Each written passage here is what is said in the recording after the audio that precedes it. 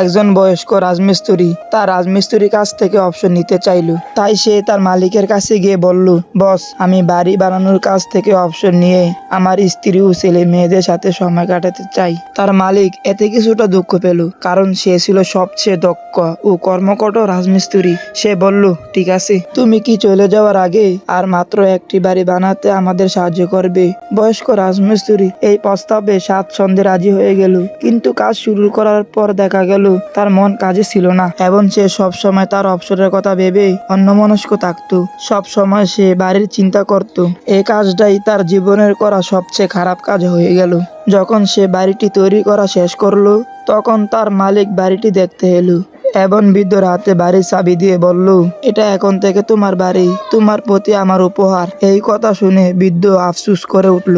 সে মনে মনে ভাবলো, আয় হায়, যদি আমি শুধু একবার জানতাম যে আমি আমার নিজের বাড়ি তৈরি করছি, তাহলে এটা আমার জীবনের করা সবচেয়ে ভালো কাজ হতো। তো যাই হোক, আজকে এ পর্যন্তই। সবাই সুস্থ থাকবেন, ভালো থাকবেন, আমার জন্য দোয়া করবেন। খুদা হাফেজ।